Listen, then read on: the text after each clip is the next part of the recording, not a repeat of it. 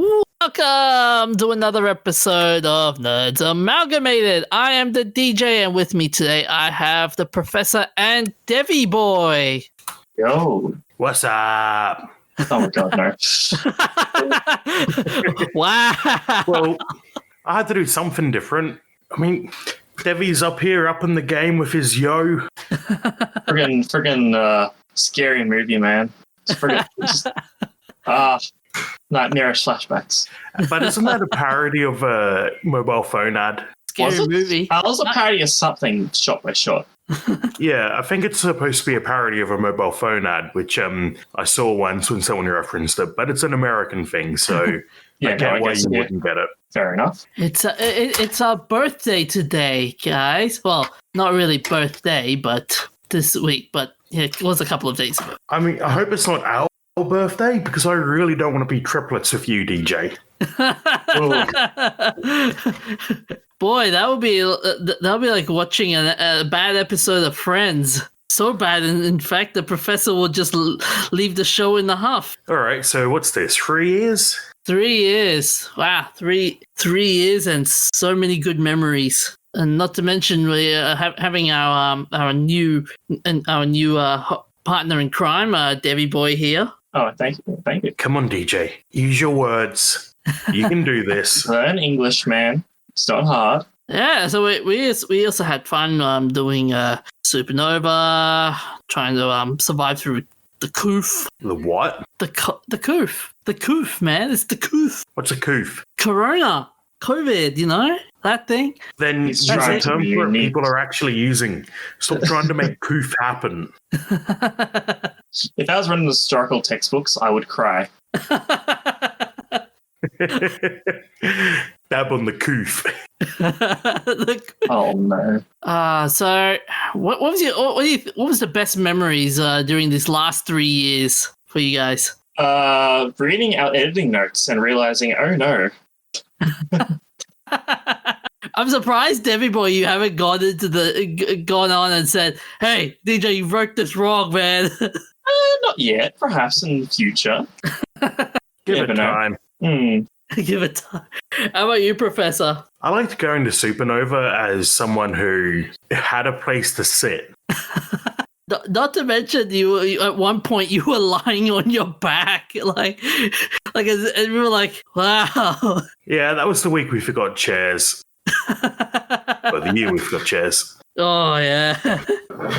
I think my best memory when it comes to these last 3 years was when we had an actual guest on our show, and that was Debbie Boy. Boy, that was the most nerve-wracking thing for me. Nerve-wracking. Oh man. I guess like my initial thoughts when I came into this was like, okay, I don't want to give Debbie Boy the impression we were some 2-bit operation. Oh, that's the impression I definitely got. Yeah. But I gotta say, like when we had you on as a guest, you were fun, and we decided like, yeah, this guy's going to be our future co-host. Yeah. No, I'm actually cool. What? Oh, that doesn't mean you're cool. That just means you're a co-host. Oh. But anyway, so enough with the reminiscing of the good times. Professor, you've got a story about the game development industry report. Well, surprisingly, the Australian video game industry is actually growing. Wait, what? Yeah, it might be hard to believe. And it's actually holding up pretty well. So with COVID, the 76% of studios expect revenue to remain stable or increase. And 76% of studios also reported that they weren't making staff redundancies, which is a hell of a lot better than a lot of other industries at the moment. It probably helps that we've already got the instrumentation to work from home. Interesting about this is that even though... Okay, here's my question. Would you count the video game industry in the same field as the arts industry? Yeah. Like, if I recall, the arts industry was suffering so badly with the COVID situation. A lot of that seems to be live arts because nobody's doing concerts, so nobody needs a concert support crew. So it's not just the performer not making any money out of it. It's the lighting guy, the sound guy, the security guards. So this report, I'm having a look at this. Like they broke it down to 39% of game workers comprising programmers, 29% artists and designers, and 19% in business-oriented roles. No other industry creates as unique a blend of technology, creative, and commercial skills as video games. Yeah, it takes a lot of different disciplines to make a game, although perhaps unsurprisingly, 80% of full-time game devs are male, 17% are female, and 3% are trans, non-binary, or gender diverse, which that definitely matches up with what I've seen at game developer meetups. Yeah, sounds about right. Mobile gaming has also gone up as well. Yeah, it always does, but PC is still the master race.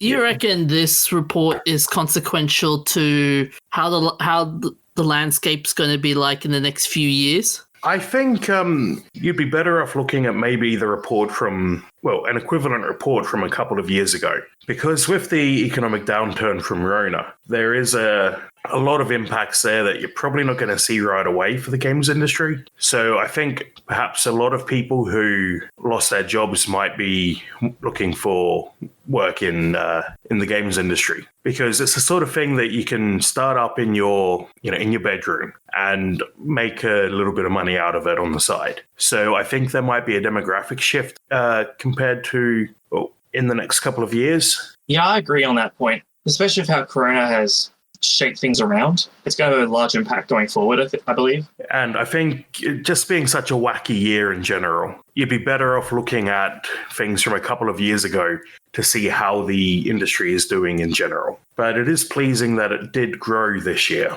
Well, last year. And it's not only like it's not only like a balanced growth within all aspects of gaming. Like some aspects have grown more than the others. Like for example, mobile gaming has grown, esports has exploded. Yeah, it turns out people really enjoy esports. We're also seeing an almost 30% increase in revenue since 2019. And that's just the Aussie industry, so that's not all carried on Animal Crossing. The one other question we also have to wonder is, even with this report, do you reckon this will provide more opportunities for, let's say, people in America working for Ubisoft or Blizzard or Activision, for example, to go, you know what? Let's go to Australia. We might make a killing over here. Well, we've spoken about this before, but that was the case before the government pulled out of the funding program. Oh, yeah. Once upon a time was the case, but these days it's more the opposite. It's more, there's no jobs here. Time to go over there. In terms of being opposite way around, it's even less. Because what happens is people, let's say, begin here in Australia. They graduate, they go to America, and they go into a AAA studio and work way up the ranks. There's no real reason to move back to Australia because we don't have the industry to support their level of pay grade and their level of expertise. And we have a high cost of living. Yeah. So they'll basically be moving back and losing all that work they've done and experience they've gained over there without any support. So no one moves back once you move to America in the game industry. Obviously some do, but not for working in the game industry here for other reasons, obviously personal ones. Unless there's support or something drastic happens, I don't see it changing, at least for now, of course. And that's identified as the top two challenges facing the issue in this survey. The number one issue is lack of government funding, because the industry in Australia was based on the government funding that made it profitable for companies to come and work in Australia, which in turn boosted the Australian economy and brought a whole bunch of money back over here. Same with how they film Pirates of the Caribbean in Australia. About as far from the Caribbean as you can get. It's just because the government still sees value in supporting the film industry, but pulled out of the games industry, probably because they're a bunch of old farts who don't know what they're doing. But that's every government, so, you know. How do you see this pan out for future game developers? Like your uni students and stuff. Do you reckon it's a good sign for them to? I think Devi has a point that a lot of the talent here ends up working for foreign companies or moving overseas. They do actually point out in the study that 87% of income is generated from overseas market and investment. So there's no huge advantage to staying in Australia as an Australian-centered company if you can move to America or Eastern Europe or somewhere that might have a stronger industry. And optimally, you'd want to find someone with a strong industry and a cheaper cost of living, because the games industry isn't the most reliable. Oh, unless this may be a crazy take, unless if you've got China behind you. Yeah, that would involve selling out to Tencent, and that's not really an option for most indies. A lot of indies I know actually have their games ripped off by Chinese developers. Unfortunately, it's common occurrence. And when it comes down to principle, most people don't want to give away their rights or have someone control them, because it's indie game development is sort of that culture. I'm not saying anything bad or good. This is just my take. And that obviously means then support from other financial institutes is what it backs on, which again comes back to the whole government thing. Yes, I think there's a bit of a brain drain going on, and it's in the best interest of the industry and Australia in general to cut that off, because when we had the industry here, it was making money for the Australian economy, and the mines aren't going to last forever. But games is one of those sort of industries that if you invest into it and develop the industry, you're not going to lose it because you run out of a natural resource. No, mate. Come sniff this coal. Do you like the coal? It's black and sooty. This is your life. It's black and dark like my heart. Look, when it comes to the arts industry, I'd rather more games and less Gina Reinhardt poetry. Oh no. Oh, so bad. Gina Reinhardt poetry. Yeah, it was bad. So I think I've made my point clear about the kind of art I want the Australian government to support. But here's another thing I was noticing on the article. Some of the talent always gets transferred to film, TV production, education, health, business, and other areas. Do you reckon that's a good good idea in a sense?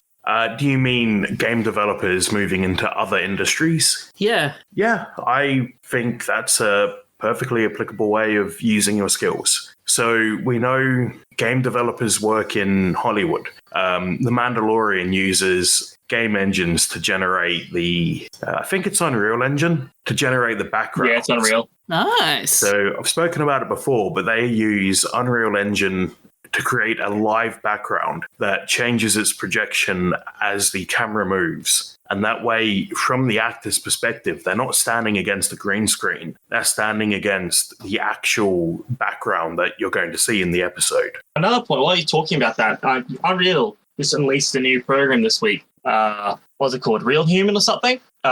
Basically, it throws 3 character models out the window. Not really, but it basically allows you to create high fidelity humans in a matter of seconds. And that's another thing that bridges the gap between like the movie industry and obviously games. Yeah. Last week, I think it was, no, the week before, we spoke about the sort of mocap suits being used by VR breakdancers. Oh, yeah. Which breakdancing is now an Olympic sport. It's a medaled sport.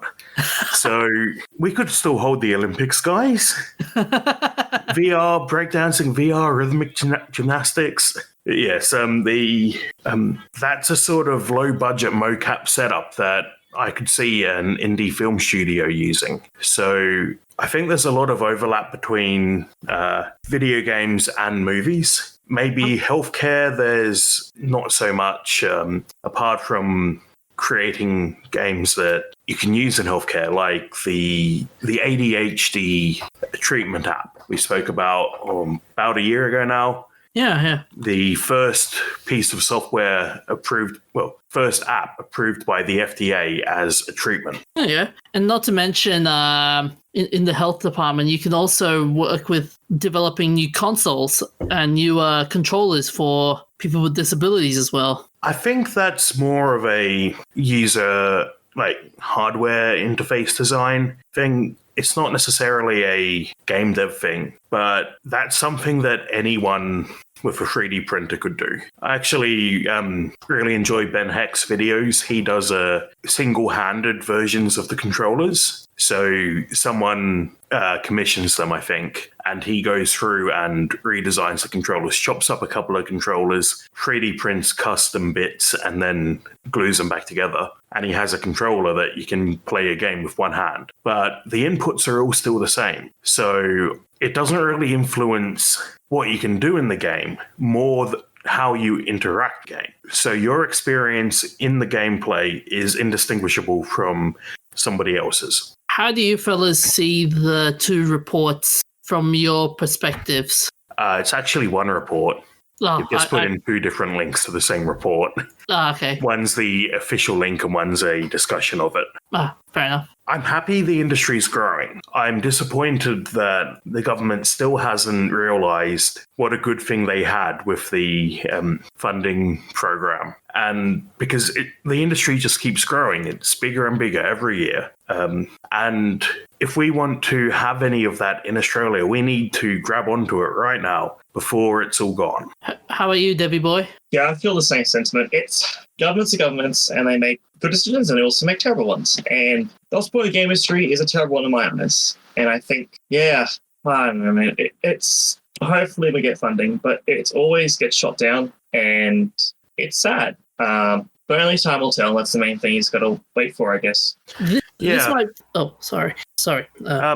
I harp on about the games industry, but I think it's going to get a bit political here, but I think it's a bit of a symptom of the Australian economy in general. We're still riding on the mining boom from, the last couple of decades, tons of money in mining, and eventually that's going to run out. So I think we should be building up industries like this as part of the Australian identity so that when the time comes, people can still find work. There's still jobs available. There's still money coming into the economy. But coal, have you smelt black coal? Coal is lovely. Coal is life. I think Debbie likes coal. I don't know. I don't know about you guys, but this whole report to me busts the myth that the games industry and arts-based industries are all temporary industries. They don't really fund them. They don't really give out as much money as as coal and stuff. Like, this busts the myth in a sense. Yeah, I agree that there is potential in the industry and it does keep growing. And at the moment, currently 51% of studios in this survey are 5 years or younger. Only 20% of studios make it longer than 10 years. I don't know exactly how that compares to other industries, but I think the games industry is, for an individual company, it's very boom and bust. So you release your game, make most of your sales in the first couple of weeks that the game's out, and then settle back into developing your next game. And if the next game doesn't pan out, you might not have the reserves going to do anything else. Yeah. So I think that's one area of investment that would be helpful. The second biggest challenge facing the industry, earlier I said the first one is the lack of government funding, and the second one is attracting early stage development funding. And then the third one is hiring employees with specialized skills, which comes back to the brain drain. Yeah. So there's money in the industry if you know where to find it and if you survive the boom-bust cycle. But from what I've learned from the people I speak to, it's also not necessarily a bad thing that their studios are young, because a lot of the people I've met in the industry hop from studio to studio. They join a studio, work on a couple of games, and then when that studio breaks up, they move on to another one. So it's not necessarily that they're going out of work, they're just working somewhere else. Yeah, and I think that's what makes the games industry, even though it's a temporary industry, it's enduring. That's a good. That might be a good word. You reckon? Yeah, I think that's a good one. Yeah. It also helps that there's new suckers every year. No, it's not that bad. But that depends. Then speaking of new suckers, though, it comes down to as well, like how crazy the studios can get. I mean, remember Fallout 76 and how Bethesda and ZeniMax went crazy on that one? That's less of an issue with an indie developer. Yeah. Because if your game sucks, it's just going to fade into obscurity. You're never going to release another game if your game sucks that badly. Unless you're Hello Games, who somehow managed to get past No Man's Sky and actually make it somewhat decent now. But so my comment about the new suckers. The other thing is it's hard to break into the industry in Australia because there's no entry-level jobs because the studios aren't big enough to be hiring people who haven't proven their worth already. So I think what you see is a lot of people doing indie dev, forming a studio with a couple of friends, then breaking up and going to work for a bigger company. And often that company is overseas. Yeah. A lot of the people who get invited to speak at the... sorry, I've gone blank on the name. TED Talks? No. Okay, so a lot of the people I've heard speak at symposiums I've been to, people who graduated just a year or two before me and who managed to break into the industry in a bigger way than I did. I fully admit I'm not actively in the industry at the moment, but a lot of them are overseas now. And when they get invited to speak, they have to fly back or join in a Skype call. It's not like we're calling in people from just down the road because all of the people are leaving overseas. So there's no one here to actually carry the torch. But I'm glad to see that 3/4 of studios are going relatively unaffected by COVID. And I hope we can carry this through. A 30% increase this year. Well, last year, probably a bit bigger than usual because of COVID. The games industry had a big boost last year. So I hope they can carry it on next year. How about you, Debbie boy? What do you think? Yeah, I think shoes are pretty strong right now. And I reckon things are going to keep improving. At the speed that's necessary, I don't think it will, but they'll improve nonetheless. It's just going to take time. That's my outcome. Okay. So, speaking of interesting outcomes, there's a new research saying that eating too much fat and sugar as a child can alter your microbiome. Well, that sounds familiar. We were speaking about your microbiome just last week. Yeah. So this study at UC Riverside, researchers are one of the first to show that a significant decrease in the total number and diversity of gut bacteria in mature mice fed an unhealthy diet as juveniles. So they said, we've studied the mice, but the effect we observed is equivalent to kids having a Western diet. High in fat and sugar, and their gut microbiome is still affected up to 6 years after puberty. Well, that's scary. So, if you're eating that pizza, think about the future. So, Well, it's also the question of what are the long-term effects of this? Because you remember last week, the mice with a particular strain of E. coli were worse parents. Yeah. So what is the long-term effect of this change on your microbiome? So they did the long-term effects wise. So what happened was, so in the study, Garland's team looked at the impacts, and what they divide the mice into 4 groups. Half fed the standard healthy diet, half fed the less healthy Western diet, half with access to a running wheel for exercise, and half without. After 3 weeks of it, the mice all returned to the standard diet and no exercise, which is normally how the mice are kept in the lab. At the 14-week mark, the team examined the diversity and abundance of bacteria in the animals, and they found that the quality of bacteria was significantly reduced in the Western diet group, and that was the type of bacteria that's involved in carbohydrate metabolism. Understandable. Yeah, and there are a lot of carbs in Western diets. Oh, yeah. Particularly pasta. Mm-hmm. And the analysis showed that the gut bacteria are sensitive to the amount of exercise the mice got. So the bacteria that's found in the gut is increased in mice that are fed with the standard diet, who has access to the running wheel, and decreased in mice on the high-fat diet, whether they had exercise or not. Diet and exercises affects your health. This just in. Yeah, Meanwhile, water is wet. Well, we knew all that already, but it's sort of interesting to know the mechanism. Yeah. And also a possible reason, possibly this change in your gut bacteria could be a reason for long-term obesity, chronic obesity. And it kind of reminds me, so there's a stereotype in the US about people from southern states being lazy and dumb. And the reason that stereotype came about is because of hookworms. Really? Okay. Yeah, a I lot didn't of know that people in the one. South were poor and didn't have shoes. So they'd get infected with hookworms, which are a parasite, which would then lead to them being, fatigued and mentally out of it, which would make it harder for them to earn a living. So they'd get sort of trapped in this cycle where you can't afford to live healthily, so you get hookworms, so you are too dumb to work.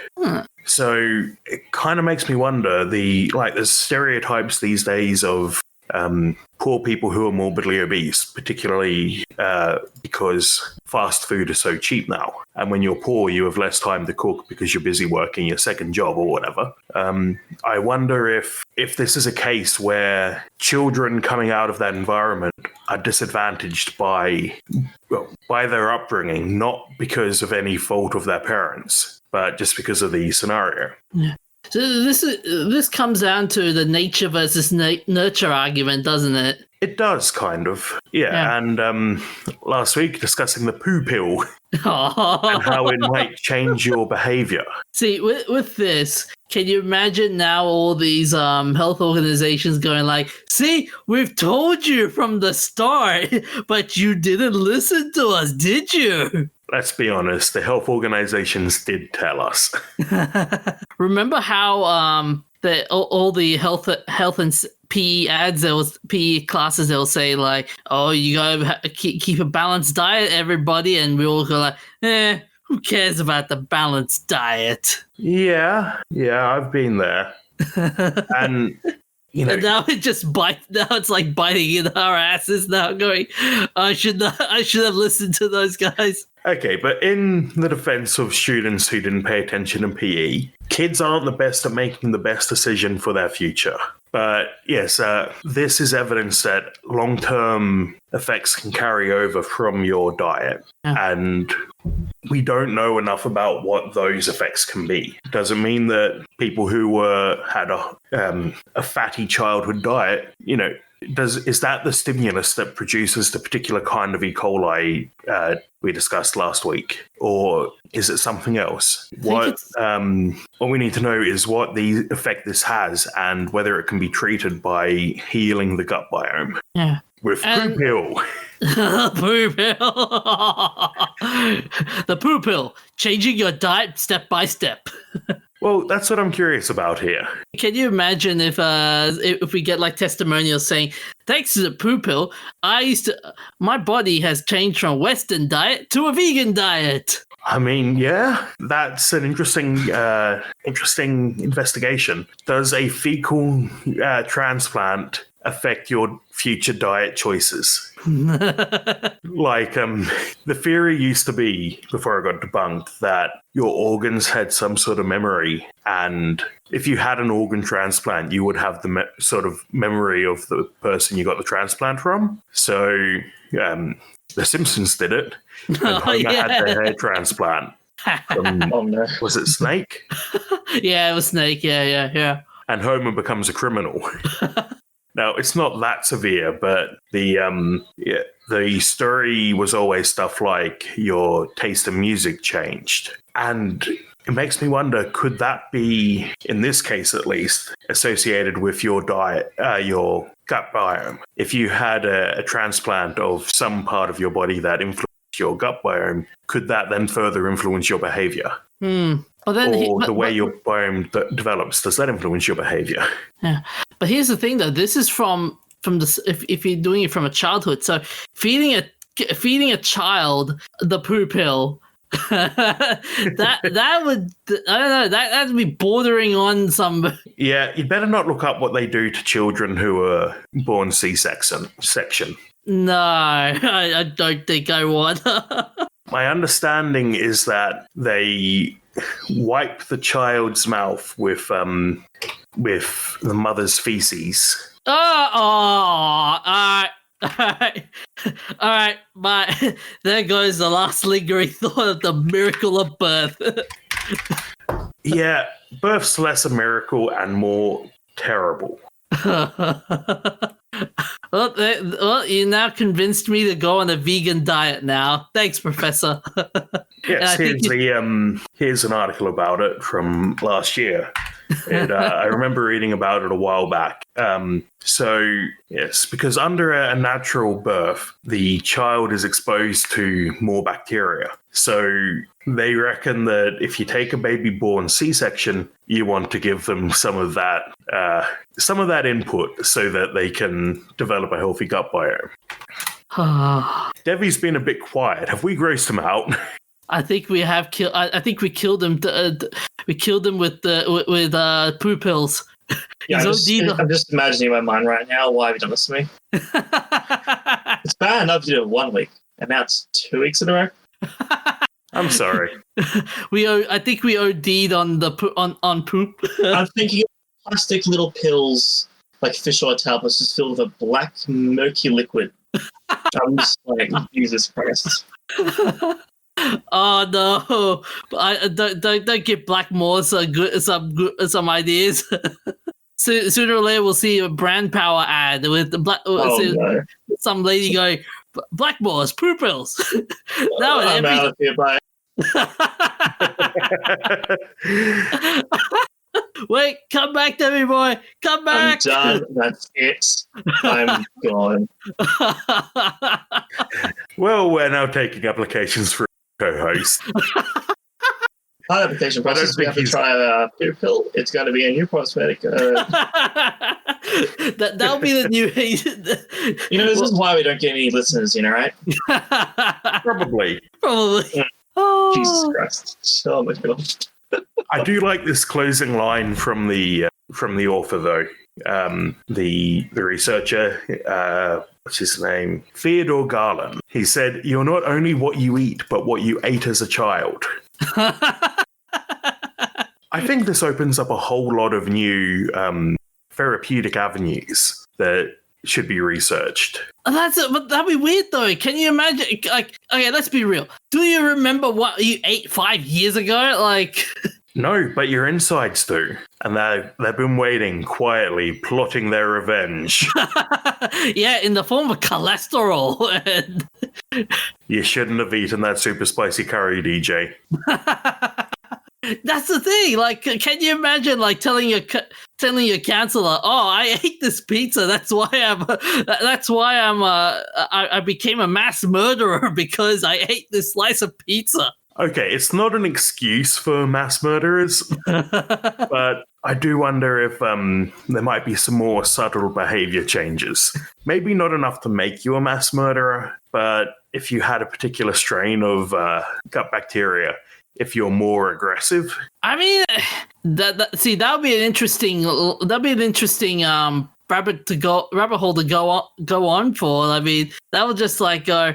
All right, so are we going to be doing this whole Deus Ex thing, like discriminating people on gut health and stuff? That's a good question, because it's along the same lines as Deus Ex, that your additions or lack thereof have an impact on your place in society. So would we see people like forcing their kids to have particular probiotics to make sure they can fit in at the top schools? Oh, no, I'm thinking Gattaca all over again.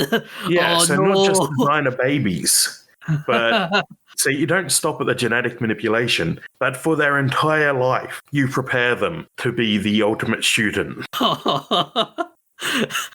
Man, this is like going to Gattaca and Cyberpunk 2077 territory already. Yeah, and could a dietitian? My girlfriend's just graduated as a dietitian, actually, so it's always really interesting talking about this stuff with her.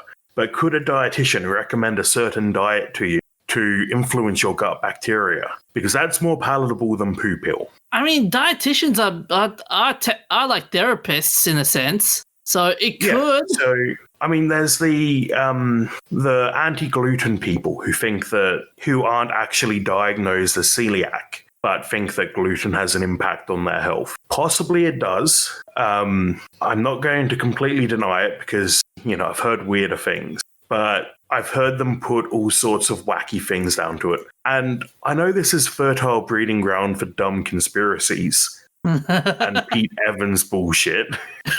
Oh yeah, man, that guy's a nutcase. Yeah, staring at the flashing lights will not protect you from Rona. That is legitimately something he claimed. And what's even worse is that the device that he was selling was some stupid device that you program with like 600 different programs, and it's like Rona protection, sleep better, and it's got flashy lights and bullshit. He only got fined the equivalent of 2 of those devices if he sold them. So he got fined nothing. Getting off topic flashy there. Lights makes me sleep better. Flash my eyes on that. Don't you always feel so relaxed after you've had a seizure? Oh, man, right? Yeah, so, like, this hippie bullshit that Pete Evans goes on about, bullshit. Don't listen to a word that comes out of his mouth. See, and here's another thing. Sorry. But possibly, and wait for the research before you go around making any major life choices, of course. Possibly your diet can have an impact on your, like, beyond just your mood, but your future behavior. And it makes perfect sense. Yeah. Especially you said alcohol and drugs in the mix. Like, obviously those are a bit more out there than just obviously food, but they still count in a certain essence, I guess. Yeah, so I think, this is even just more evidence supporting what we were saying last week.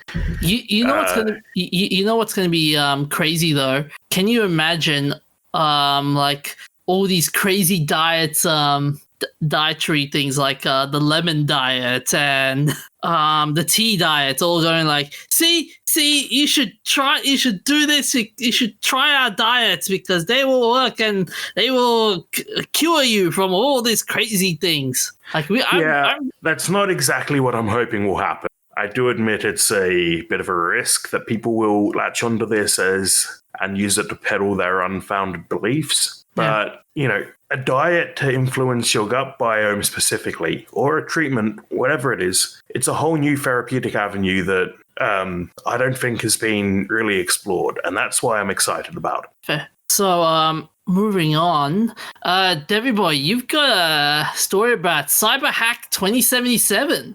Indeed.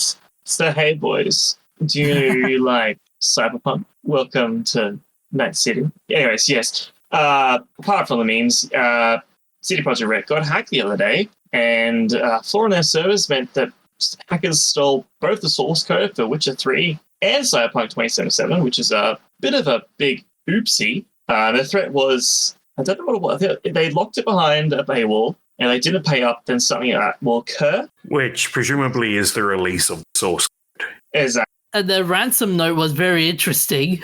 Yeah, it's all leak speak. I don't think it's serious. I think it's more like whatever hacking group did this wanted to look like some 14-year-old living in his mum's basement. I love the fact that CD came out and just gave us a text document with it.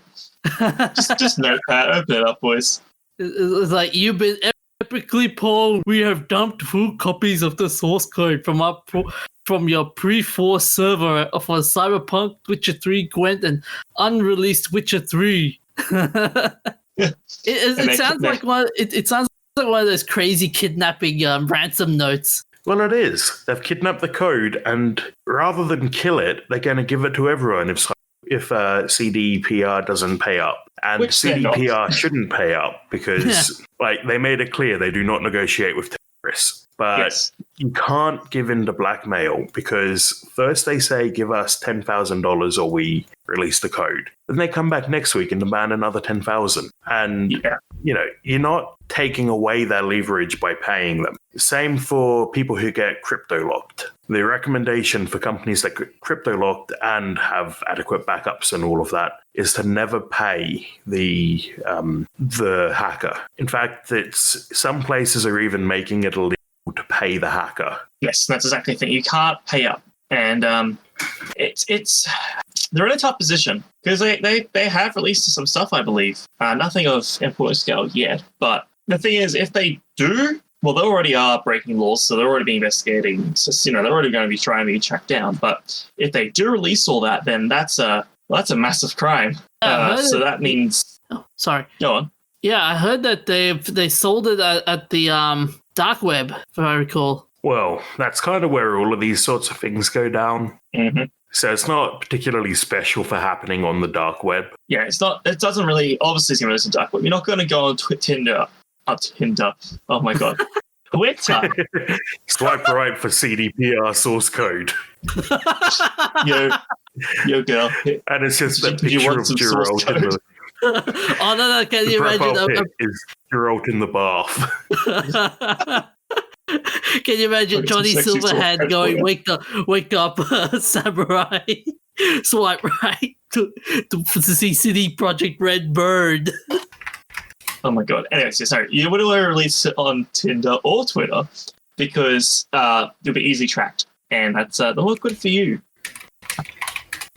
I mean, what do they gain from all this? I mean, if they're trying to gain, nothing. Really, Pretty much nothing. Money. Yeah. If CDPR pays up, they get money. Well, yeah, obviously they get money in that sense, but in terms of releasing it, if they don't get paid, really they get nothing. Yeah. All they get is just be aggressive back and to get themselves in a lot of crap going forward if they're going to be on investigation forever, basically.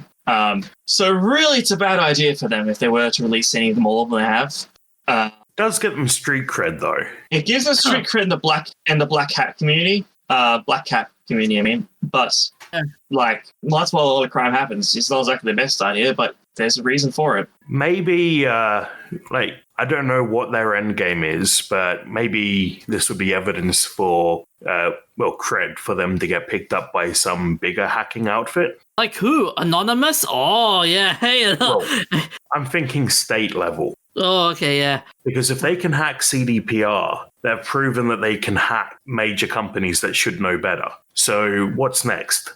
A bank? Exactly. So it's that whole situation where it's like potentially they could go places, but again, with everything being all obscure online, it's still a risk for them. But obviously, if you're going to do this, you're not too worried about the risk. But here's the thing. Yeah. But here's the thing, though, guys. Okay, so they give out the source code to the world. Okay, like Cyberpunk 2077. It's gonna be like everybody gets a free game in a sense. No? Because you also need the assets. You need the graphics and the music, and you need the build environment. So the source code is just the code. Yeah. Like you don't have the engine running it, and as Professor was saying, you don't have any of the source code audio files or even perhaps some of the compression methods to develop it. So you've got the code. You look at the code and look at funny comments, which is not a good idea doing in the first place. But if out there you can, that's about all you can do with it. If someone, a company could look at the main issue with being source code release, companies can look at it and see how they did things and use that knowledge. Which is legally dubious, yes, but hard exactly. to prosecute. Yeah. And look, some companies could possibly take the source code and make their own games from it. But again, that's illegal, which I mean, some countries obviously have different laws to others, so they can do that. But in general, for AAA studios, that's a bad idea. So it's more the fact you lose. CD Projekt Red has a bit of a bump in there. It's more of a human impact on their developers than anything else. Yeah. And it also is a big embarrassment for CDPR because you'd think a company making a game about hacking would at least know how to get not hacked. This actually happened to Ubisoft last year. Somebody hacked them and released the source code for Watch Dogs. And that totaled up about 500, 600 gigs. Oh. Possibly there were assets in there as well. I never actually look at them. But it's the sort of case where I think if I was into black hat hacking, I think I would be greatly tempted by companies that like to make games about hacking, because it just feels really ironic to be a hacker hacking someone making a game about hacking. And what's even more interesting is the hack itself was ransomware. Did they get crypto locked as well? I believe so, but they simply, it's not exactly promised to use CDPR because they just can restore a backup. But yeah, I think it was ransomware that got in originally. But that's from the hackers' own own comments. So, the validity of that can be debated. Okay, so CDPR hasn't confirmed or denied crypto locker. Yeah, exactly. Wouldn't be surprised, though. I mean, Yeah, this is crypto not. locking is surprisingly common. Yeah. Most cases, you just get over it because, spend a few days rebuilding your network and get over it.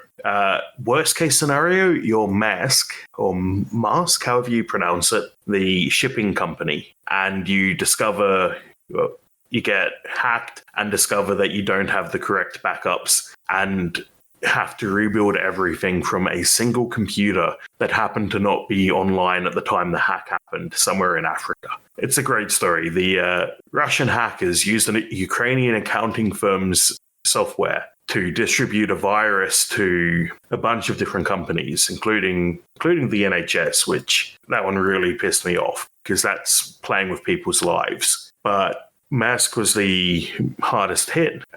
They had to rebuild from scratch, and the only thing saving them was that I think the power or the network went offline in one of their African offices, which left just one server that wasn't infected that they could use to rebuild. So, best case scenario, you've got backups and it takes you a day or two to get back online. Worst case scenario, you're completely buggered and you've lost it all. Wait, curiously, Professor, are you talking about the WannaCry ransomware? Yeah, attack? That sounds right. Yeah, and that was a show. Yeah. Here's the thing, though. Attacks on companies like CD Projekt Red, they're not common, aren't they? I mean, we've seen hacks happen to Bethesda and. Yeah, I think a lot of people are interested in hacking game devs. Yes, appears that way, doesn't it? And I think also a lot of game devs don't put a lot of money into making their servers good. I know Naughty Dog got hacked because they're keeping all their source code on the same server that hosting multiplayer games on for Uncharted. So it's like, oh no. Yeah, it's also a sort of low risk setting. If you hack a games company and steal their source code and don't lock down their computers or anything, unless you hack Valve. Yeah, Valve really came down on that guy hard. But it's sort of just bragging rights. If you release the source code, you can say I did that, as long as you don't, go and cause any monetary damage to them by locking up their computers or anything. Unless you hack Valve, in which case they will they will bring the hammer down. The specific incident we're talking about is the 2004 hack that leaked Half-Life 2. Oh, yeah. Yeah, so I think, but in the grand scheme of things, it's no lives are at risk. There's monetary damage. It's not like, if you hack a bank, you're going to jail. If you hack Valve, you live in a country that doesn't have extradition and all that, your odds are pretty good. Not that I'm condoning it. But I think you're less likely to be caught for hacking a game dev than you would be for hacking most other major businesses. So basically, game dev companies are just fair targets in a sense. Well, it's like they're in the public eye. They're historically not been very good at preventing hacks. As Professor's saying, you're not exactly going to financially. There's not going to be much financial incentive to get you unless you do release something very, very vulnerable. But yeah, don't be surprised. This won't be the last time. There'll be more. Yeah. I kind of want it to get leaked, though, at this point, because CDPR have made it clear that they're not going to pay up. But one of my favorite things whenever something like this gets leaked, I never look at the source code myself because it's legally dubious to be a it's developer. just general not a very respectful thing to do. No, yeah, it's what like I do boxing enjoy, someone. it's kind of more like one way to put it, taking somebody's thing apart and looking at it and then going and making your own thing very similar. Like, you can't guarantee that you weren't influenced by taking apart the other person's thing. So that's why it's legally dubious. Yes. So with the Microsoft, React OS, the developers for that refuse to look at any leaked source code. They refuse to accept you if you've ever worked at Microsoft, because you might have seen the code and then carry that over, and then that gets them into trouble for copying the code, basically. But my favorite articles to come out in the aftermath of are the compilations of weird comments. Tim, fix this now! This code's terrible! And probably the most famous, the inverse square code, I think it was, from Doom, which just has the comment, WTF. Because they'd figured this out and come up with I think it was John Romero who did it, but it's this magical piece of code that does what it does very efficiently in a very complicated way that's hard to understand. So someone's just labeled it WTF. How does this magic work? Yes, here we go. It's the fast inverse square root. Here's a crazy idea. Can you imagine someone getting the source code and fixing fixing what's wrong with Cyberpunk and just give it to CD Projekt Red and go, here you go, I just fixed your game for you. Yeah, that's a bad idea. You're going to get fined out of their ass for doing that. Yeah, it's not one of those cases where you want to connect your name with it, really. Wait, wasn't there one game that people figured it out? There was something wrong with the coding and it made the game a whole lot better. Alien Clone Marines, they did that, but yeah, it's Clone Marines. It's sort of like it's not in the height of popularity. It's so it's a lot to do when it comes to fixing code is also politics and the current popularity of that game. And those guys that fix Clone Marines didn't release it. They just released that.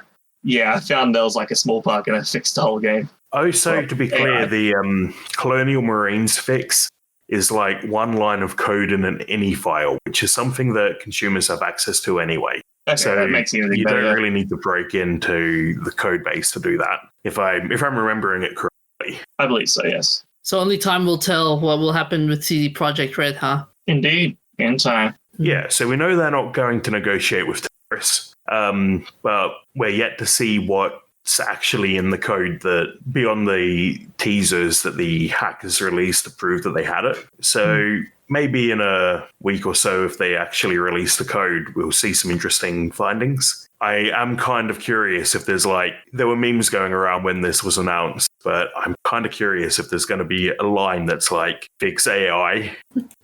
And we should move on in the interest of time. And so for our final topic, the Super Bowl happened this year. Yay.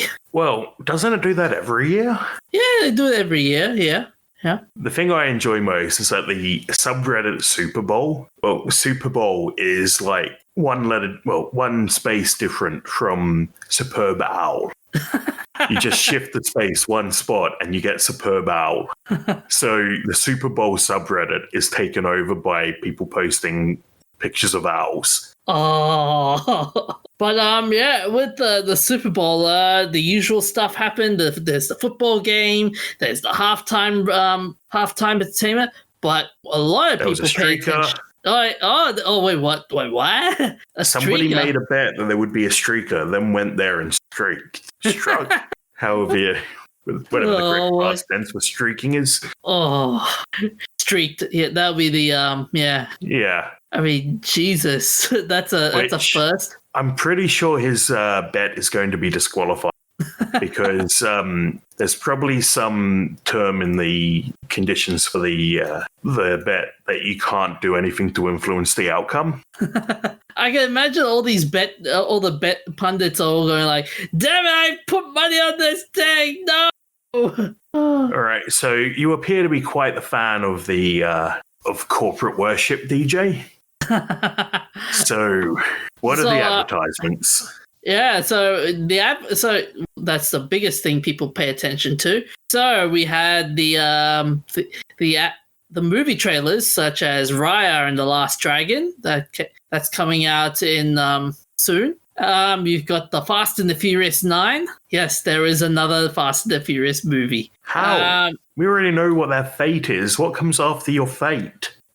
It says F9. So that's the new title, F9, the Fast Saga. What else is there? There is the new M. Night Shyamalan movie called Old. Basically, the new M. Night Shyamalan movie is basically a family enjoying a secluded beach until strange things start to happen. Specifically, everyone is aging at an accelerated rate. Wait a minute, where have I heard that line? Where have I heard that plot before? Wasn't that Cocoon? I don't know. I haven't seen Cocoon, but it's a pretty common thing where somebody's aging too rapidly and they have to cure it before they die.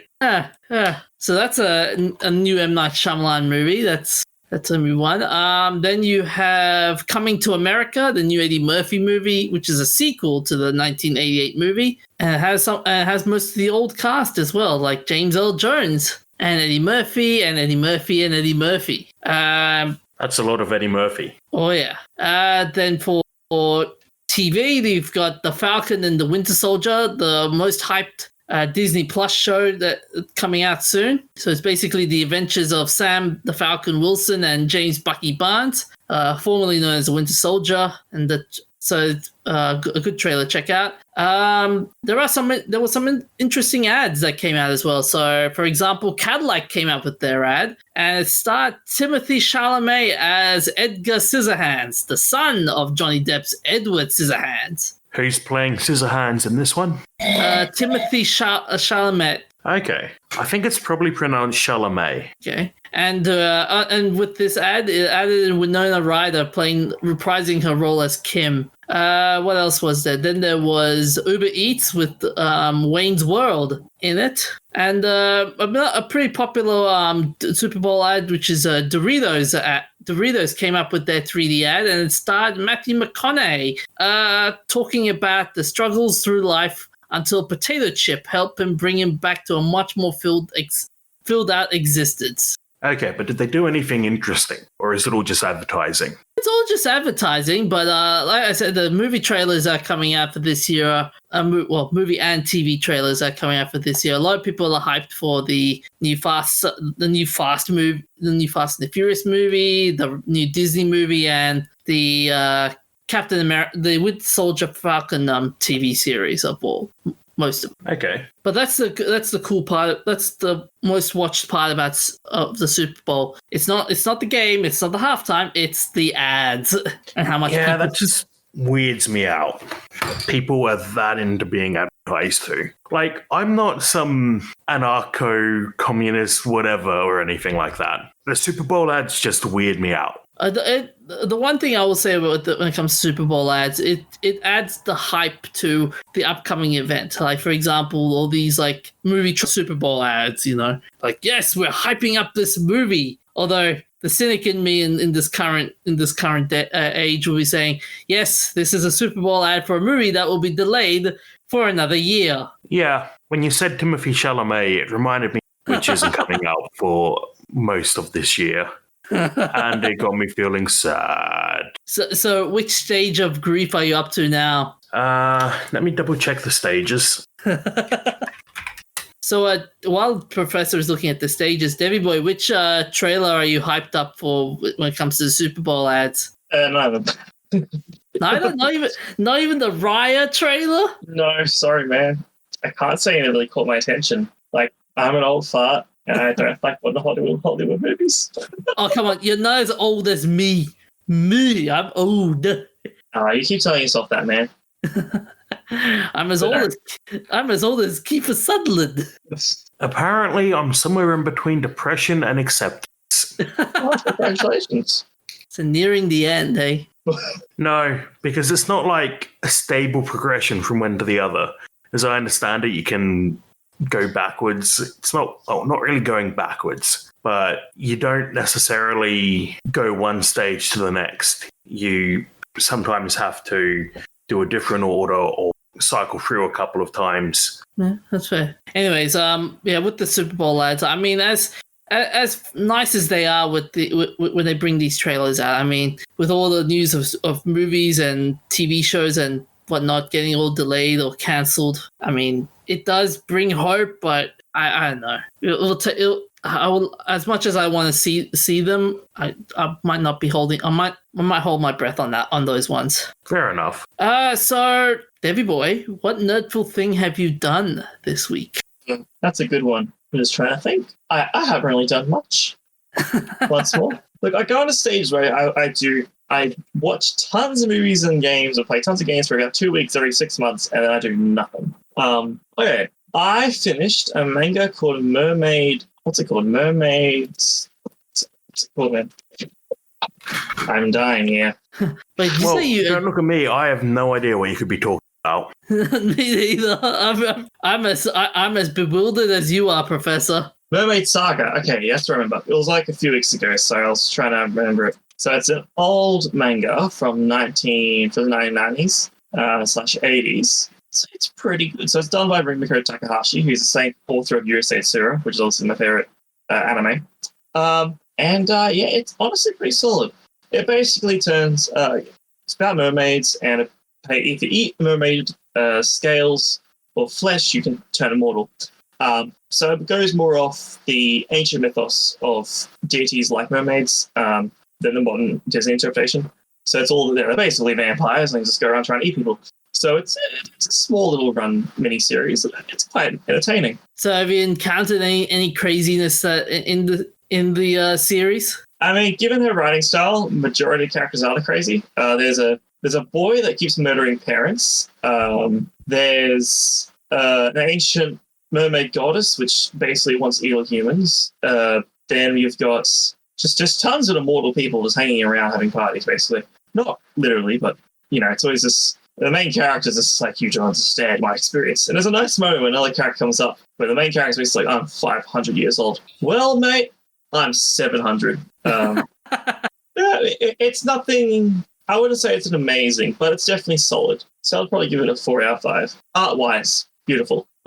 That's an interesting one. I might give that a shot. What about you, Professor? What notable thing have you done? Well, I think after 3 episodes, it's safe for me to start talking about the second season of Snowpiercer. Oh, yeah? I've been watching it week by week as it comes out. I think the show in general suffers from the same trap that a lot of sci-fi falls into. It's written for the lowest common denominator for the first season. Because this does sound like I'm saying I'm so... But my point is that a lot of sci-fi first season wastes a whole lot of time just world building with the audience surrogate, rather than throwing you right into the deep end, which is difficult, but some sci-fi does it well. And I think a lot of sci-fi shows that have a poor first season and a better second season because they need to introduce all of these concepts that people aren't familiar with. And people who are really into sci-fi already know all this and get bored and stop watching. People who aren't into sci-fi don't watch sci-fi anyway. So, who are you writing for? Wait, isn't Snowpiercer based on the movie, if I recall? Kind of, very loosely. It's, so the whole thing is based on a French comic or graphic novel, whatever you want to call it. Then there's the movie by Bong Joon-ho, I think. Yeah. No, Bong Joon-ho, I remember, because his name's... Then there's the TV series, which is kind of loosely inspired by the movie. They're all very loose adaptations of the other. But I haven't read the comic, so I don't know the full details there. But the movie is sort of the end of Snowpiercer, the last rebellion of the Tailies. In the TV show, it starts only, 15 years? No, that's too long. 7 years, I think, after the everything froze. And the first season is about a tailie who used to be a detective being pulled forwards to investigate a murder in first class. And he's sort of the audience surrogate. Everything gets explained to him about how the rest of the train lives. And meanwhile, the rest of the tale are planning the revolution to take over the train. I think, though, the second season is much better because I wanted to do this about first season, but at the start of the second season, Sean Bean gets introduced as Mr. Wolford. And Sean Bean going up against Jennifer Connelly, who is sort of one of the leaders of the train in this power struggle, is bloody excellent. Sean Bean does this smarmy rich guy who wants to be king persona so well. Oh, he's done that he's done that on Game of Thrones as well.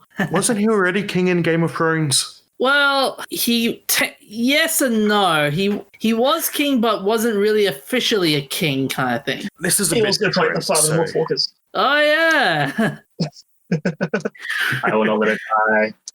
Yeah, you like that movie, don't you? I do. Yeah. So anyway, so at the start of season 2, it introduces Sean Bean. Before that, it's just the train against the tail against First Class. Then Sean Bean comes onto the scene in a big way. And Sean Bean sitting in his luxury cabin, manipulating everyone who thinks he's it's some excellent character work. And what I think is, so the people who like Sean Bean, Mr. Wilford's loyal adherents, it's just a really interesting concept. And honestly, it kind of reminds me of real bit. We have the super rich people like Elon Musk who want to flee the Earth before we destroy it and go to Mars, being worshipped by people who want to buy Teslas. Oh, speaking of Elon Musk, did you guys hear? Did you guys watch Elon Musk on Joe Rogan the other day? No. No. He was talking about how space. He wants to Who's Joe Rogan? Who's Joe Rogan? Yeah, I'm serious. He's the guy that's famous for hosting Fear Factor. What's fifth? I can't get into this. Ultimate Wikipedia search, I guess. These days, he's a podcast host who's known for bringing in a lot of weird people, and he's really into stuff. Yeah. Okay, fair enough. Good. I'm just very confused second there. Yeah, but he also does like MMA commentary and stand-up comedy and stuff as well. But he was talking. Yeah, so the other day, Elon Musk was saying that he wants to make regular flights to space by 2023. Like regular manned flights? I think so. Yeah. Like, what do you mean? Because they're already doing regular flights to space. I think he means like space flights and whatnot. So. Of what? Starship? We need more info. But yes, Mr. Wolford reminds me a lot of people like Elon.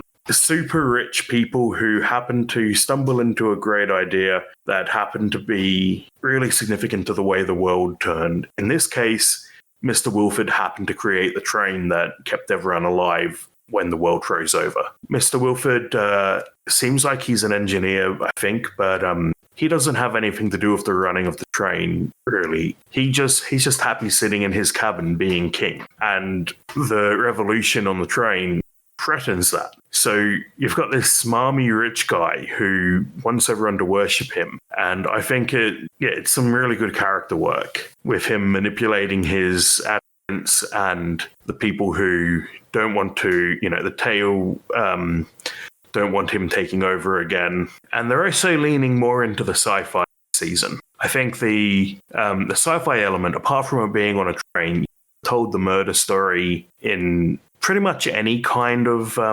any setting.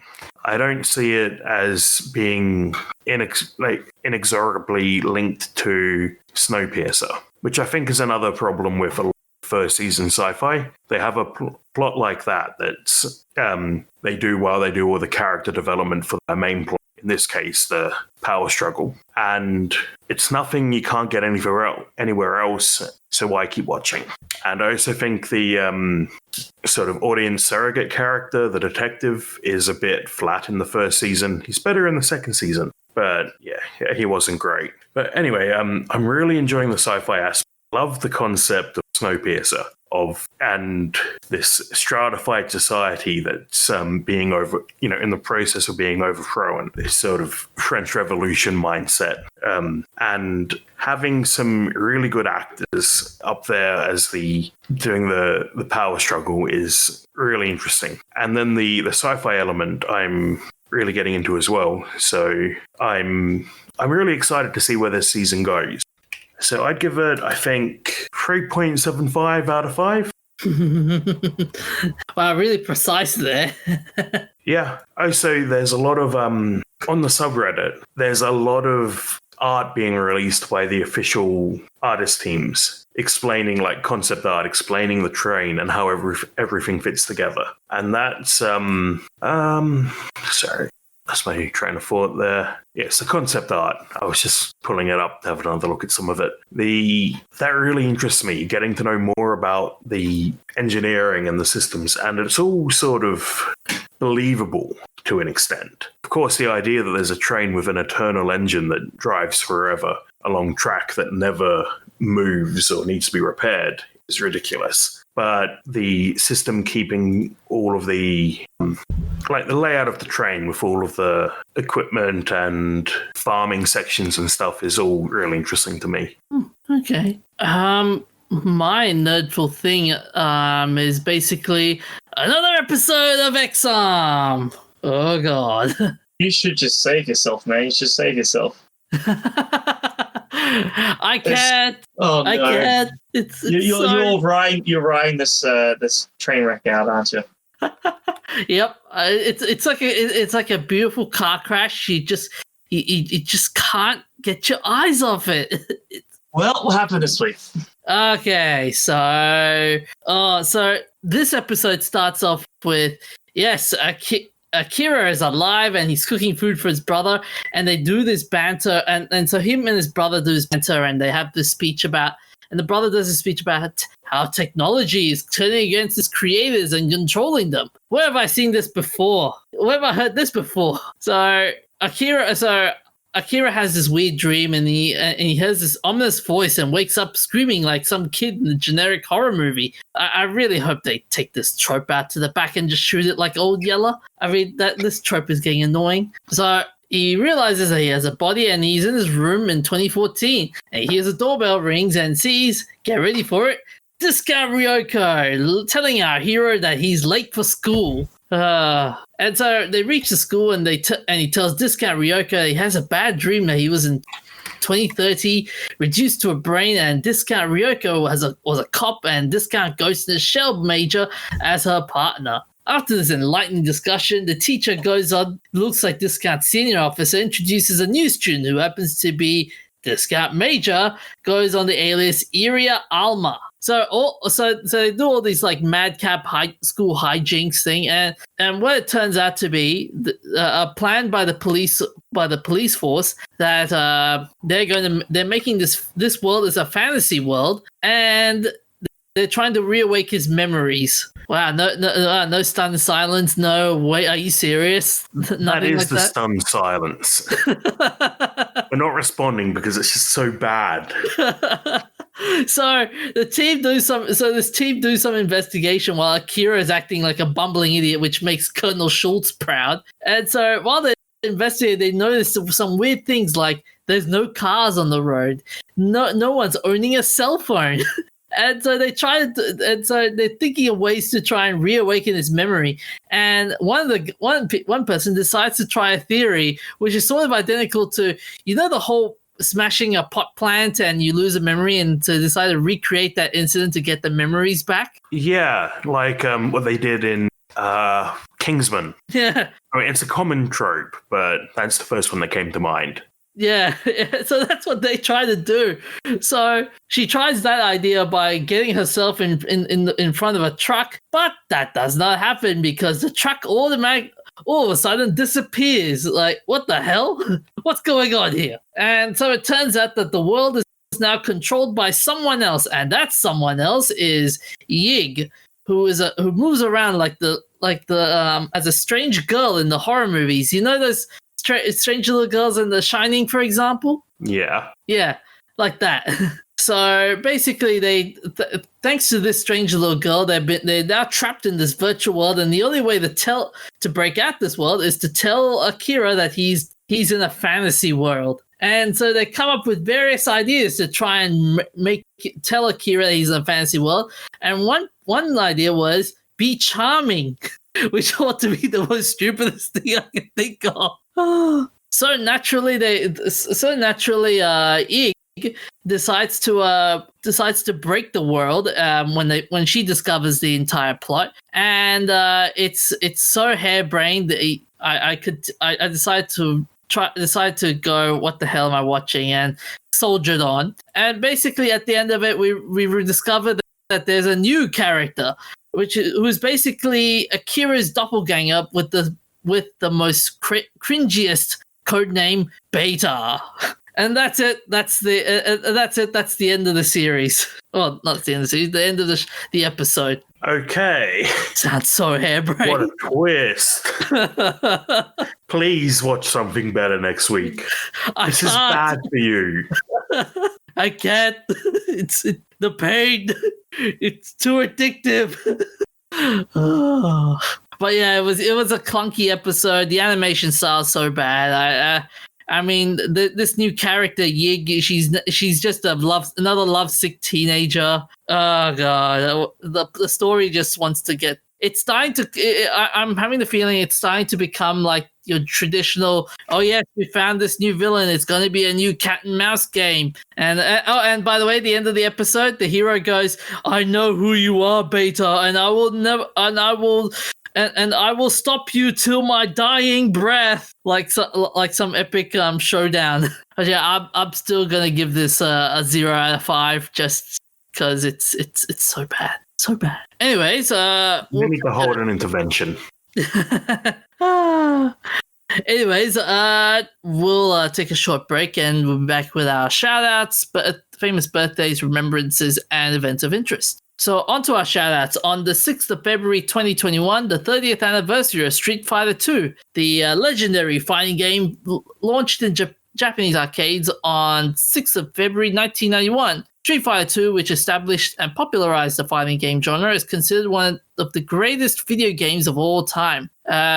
This game improved many of the concepts introduced in the first games, including the use of special command-based moves and the 6-button configuration, which offering players a wide selection of playable characters, each with their own fighting style, and introducing the combo system. The game was responsible for popularizing the concept of direct tournament-level competition between two players. Previously, video games often relied on high scores to determine the best player, but this changed with Street Fighter II, where players instead challenged each other directly, face-to-face, to determine the best player, paving the way for competitive multiplayer and deathmatch modes found in modern action games. Did you guys ever like that? Did you guys ever played it? Never really been into fighting games. What about you, Debbie boy? I think we killed him. Sorry. So what about you, Debbie boy? Assuming you killed him. Should we be worried about this? The poo pills are still on my mind, man.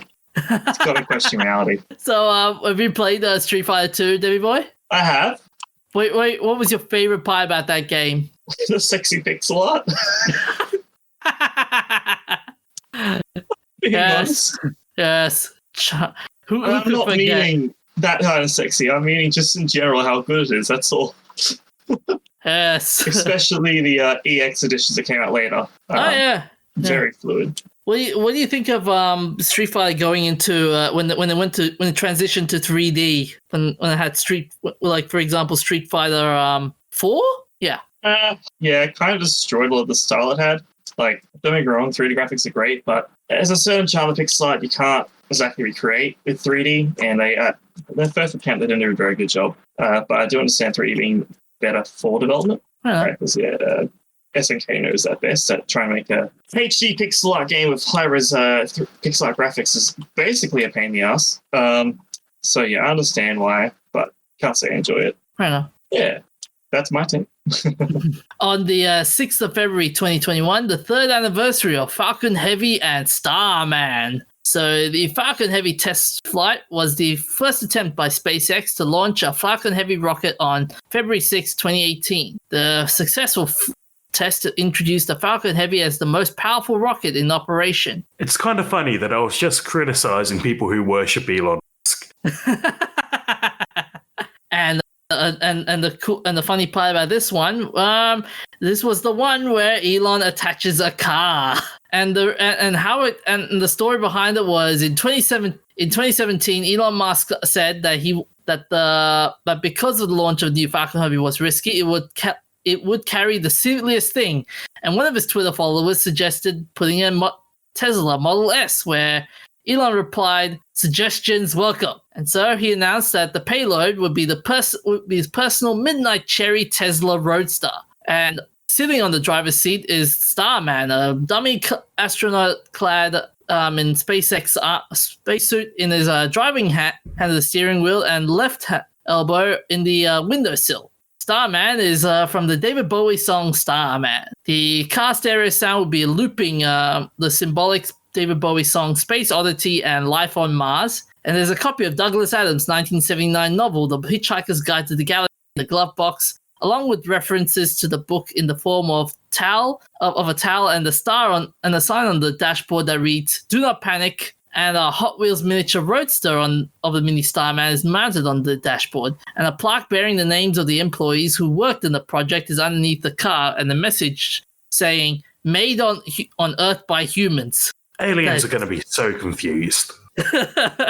Although that'd be interesting. Can you imagine, like, you in a spacecraft, and all of a sudden your car is the Tesla car is like wedged in the spacecraft, and like, who parked this car? And they look at, first I'd be screaming, "Oh no, the structural integrity, the atmosphere is leaking, help!" And then I'll start complaining and mount a revenge campaign. On the 6th of February 2021, we got a shout out from Find That Pod. So we were featured in the 96th edition of the Find That Pod group, and this was featured in the 5 great podcasts for you to listen to. And this is the description they gave us: nerds talking about nerdy things related to nerdy pop culture. Normally, that's all you would need to know about the show, but perhaps that's not enticing enough. This show is a very mix of talk about video games, movies, technology launches, and other nerdy news impacting the world of nerds. So go ahead, let your geeky flag fly as high as you can lift it. For the nerds of the world have amalgamated and now run everything, including this show, which you should listen to. I feel like they've got an appropriate number of uses of the word nerd in there. Yep, dude, that should be our that should be our description for the show. See how many times you can fit nerd in it. And on the 9th of February 2021, that's the 20th anniversary of Hannibal, the movie. And as a pop culture phenomenon, Hannibal Lecter is always on the brain. Set a decade after the events of Silence of the Lambs, the sequel, which finds Julianne Moore replacing Jodie Foster as Starling, but Hopkins back as Lecter, is perhaps best remembered now, at least by me, for its ridiculous status as the movie where Ray Liotta eats his own brain. Okay, then. The book was published in 1999, where the ending was controversial for sending Lecter and Clarice, previously cat and mouse rivals, off on a romance together. Oh, that's so weird. It's no surprise that Hannibal fell short of quality of a classic like Lambs, but it's surprising how disappointing that fall proved to be. So on to our remembrances. On the 9th of February 1979, Dennis Garber passed away. He's a Hungarian-British electrical engineer and physicist, most notable for inventing holography, for which he later received the 1971 Nobel Prize in Physics. The basic idea was that for perfect optical imaging, the total of all information has to be used, not only the amplitude, as in using optical imaging, but also the phase. In this manner, a complete holospatial picture can be obtained. In 1973, Garber published Inventing the Future, which discussed the 3 major threats Garber saw to modern society: war, overpopulation, and the age of leisure. The book contained the well-known expression, "The future cannot be predicted, but futures can be invented." I like that sentiment. In 1971, he was the single recipient of the Nobel Prize in Physics with the motivation for his invention and development of holographic method, and presented the history of development of holography from 1948 in his Nobel lecture. He died at the age of 78 in South Kingston, London. On our famous birthdays, on the 8th of February 1914, Bill Finger was born, an American comic strip and comic book writer, best known as the creator with Bob Kane of the DC comic book character Batman, and the co-architecture of the series development, which mostly worked as his ghostwriter. And from what I've gathered, Finger recalled Kane had an idea for a character called Batman, and he'd liked me to see the drawings. So I went over to Kane's, and he had a character which looked much like Superman with a kind of reddish tights. I believe with boots, no gloves, no gauntlet, with a small domino mask swinging from on a rope. He had 2 stiff wings which were sticking out looking like bat wings. And under it was a big sign, Batman. We are so lucky they changed it. Although it always makes me laugh a little bit when I hear that the first comic with Batman was from a comic book called Detective Comics. That's like walking into a bookstore and buying romance book. Or like cooking book. It's so specifically non-specific. Oh, but it's interesting when you say about detective comics, though, because in this, Finger also described in Kane's biography as a contributing force on Batman right from the beginning. I made Batman a superhero vigilante where I first created him. Bill turned him into a scientific detective, but Batman proved a breakout hit, and he went on to write many early Batman stories, including the major contributions to the Joker character. Oh, and the Joker story was how they created the Joker was very interesting as well. They based him off a character in a movie, and among the things made from the stories, the distinct uses were the giant-sized props, including enlarged pennies, sewing machines, or typewriters. 2 of the prevalently featured trophies in the Batcave, a full-sized animatronic T-Rex, and a giant replica Lincoln penny, were introduced in stories written by Finger. He was born in Denver, Colorado, and I think, that's. I mean, can you believe it? So this is the man that created the Batman universe. On to our events of interest on the 8th of February. Hold on. Well, he's got a lot to answer for. Without him, we never would have had bat nipples. Yes. On to our events of interest. On the 8th of February, 1974, after 84 days in space, the crew of Skylab 4, the last crew to visit American Space Station Skylab, returns to Earth. So 3 crewed missions designated Skylab 2, Skylab 3, and Skylab 4 were made to Skylab in the Apollo Command and Service modules. The crew deployed a parcel-like sunshade through a small instrument port from the outside of the station, bringing station temperatures down to acceptable levels and preventing overheating that would have melted the plastic insulation inside the station and released poisonous gases. Skylab 4's astronaut completed 1,214 Earth orbits and 4 EVAs, totaling 22 hours, 13 minutes. EVAs are, by the way, extracurricular activity, for those curious. And they traveled 34.5 million miles, which is 55,500,000 kilometers in 84 days, 1 hour, and 16 minutes in space. This was the last Skylab mission before the Earth fell from orbit in 1979. The Earth fell from orbit? The station, I mean. Sorry. It landed in Australia. That would be a crazy. That would be a crazy movie if that would have happened. And speaking of crazy movies, on the 8th of 1990, Alienator was born. This title sprung on the masses on this day in 1990, and here's the plot. Cole is an evil guy about to be executed on a distant spaceship. He manages to escape on a shuttle and makes his way to some woods in America. The commander of the spaceship decides to send out the Alienator to execute Cole at all costs. Cole meets up with some teens and Ward Armstrong, and together they all try to not get killed by the pursuing Woman of Death, the Alienator. This film was described by Leonard Maltin and confirmed by Fred Olen Ray to be the semi-remake of the 1957 film The Astounding She-Monster. Yeah, that just sounds all bad. Oh, and it gets even funny, okay? So the film's tagline is The Ultimate Terminator, which is a nod to The Terminator starring Arnold Schwarzenegger. I want to watch this movie just to cringe at it now. Do what you want.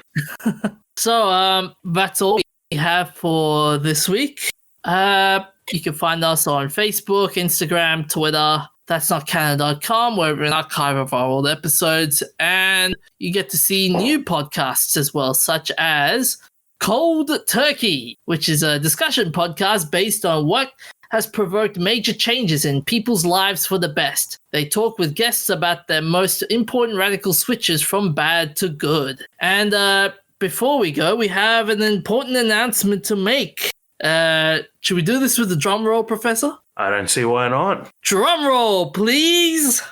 Go on, Why are Professor. we doing it? Why don't you do it? All right.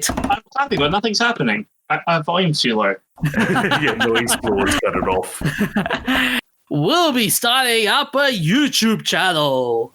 So this YouTube channel, so we'll be starting that up soon, and we'll be putting in some content for that for you guys to check out. We're not really sure what the schedule's going to be like for the YouTube stuff, but we will keep you posted through our social media, and you will enjoy it. Hopefully, you'll enjoy our content. I'm glad you added hopefully, because the first bit sounded a bit, threatening. You little shit, come over here. Come here. You're going to watch the YouTube channel right now. If you don't do it, I'm going to put a gun Are in you your head. enjoying it yet? Are you enjoying it?